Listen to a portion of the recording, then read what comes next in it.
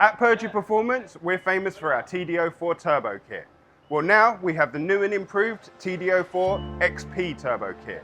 Today we're going to be installing it on our development car and showing you a step-by-step guide on how to do it. So here we have the complete Purdue Performance turbo kit, all boxed up as if a customer was to receive it.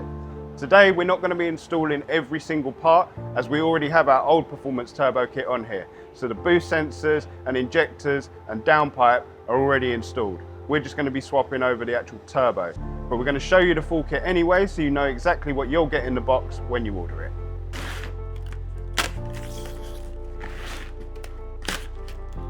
So, we've got our downpipe. This is the decap version. We've got our 4 uprated injectors, our 2 boost sensors. We've got the fitting kit, which includes our gaskets, the adapter for the manifold, all the nuts and bolts included, the banjo bolts for the oil line, and the coolant block-off bunk.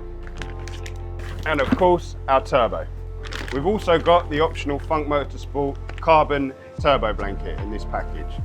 You get the guide on how to install, and of course a lovely keyring and sticker to go with it. So the first step, we need to lift up the car. We're going to do this to make it easy to remove the front bumper, and of course working under the car is going to need the front end up. We can then remove both front wheels. Now we can remove the front bumper. There's some bolts holding it on at the top and a few more underneath. In either wheel arch, there's a few more bolts that we need to remove. Now we can move the front bumper out the way so it doesn't get damaged while we're working on the car. Next step, let's get the headlights out. We'll disconnect the battery just to make sure everything's nice and safe. Now we need to remove the front end of the car. First is these 2 crash bars. We can remove the brackets for the crash bars and support as well, and then we can loosen off the brackets and the clips holding in the old intercooler pipes.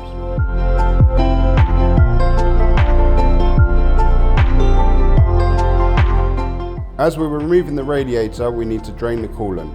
We'll remove this top hose and let the coolant drain out. Now we can take off the front support. We'll undo the top bolts and remove any of the electrical clips for the fans. Once everything's loose, we can move this out the way to give us access to the front end of the vehicle. Now we can drain the rest of the coolant. We now need to remove the intake pipe from the turbo and the airbox. We're now removing the lambda sensor from the downpipe. Now we can actually remove the bolts from the downpipe and the bolts holding the turbo manifold to the car. We're loosening off the bottom bolts from the downpipe that connect it to the rest of the exhaust.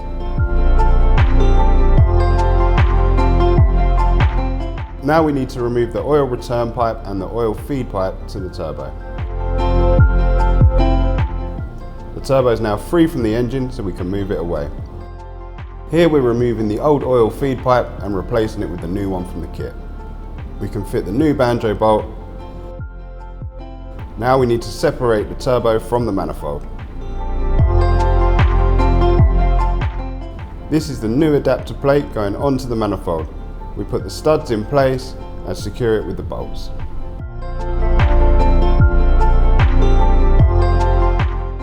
New gasket goes on and the turbo can go on top, and again put the new nuts in place.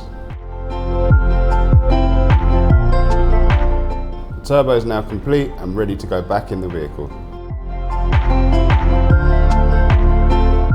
We do the bolts back up that bolt the manifold section to the engine. The oil feed line can then be put in, remembering to put the 2 copper washers either side of the line. And then the same for the return line. Now we can put the studs on the turbo, ready for the downpipe to go in place.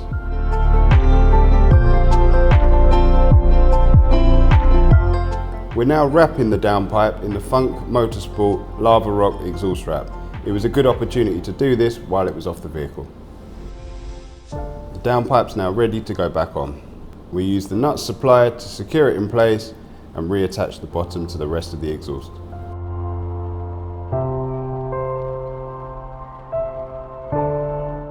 The lambda sensor can now be put back in and plugged back in with the electrical connector. The front end of the vehicle can now be put back in place. We'll connect back the radiator hoses and the aircon lines. Now the brackets for the front support can go back on. We put the front bar back in place and bolt it back up. And connect our intake hose to the turbo. The headlights go back in and the bumper can go back on, securing it back with the bolts that we took out at the beginning. We need to refill the system with coolant as we've drained it out. We need to make sure we bleed this properly to ensure that there's no airlocks in the system. We now reconnect the battery and fit our optional Funk Motorsport turbo blanket. So that's it, turbo kit's all installed. All we need to do now is take it off for tuning. Obviously this car was tuned already as it has a turbo kit on there, but this is a new kit, so we may need to get the map tweaked a little. As you can see, today we've been doing this in a garage space. However, this can be done at home on your driveway. But thank you very much to our friends over at Tottenham MOT Centre for letting us use their space.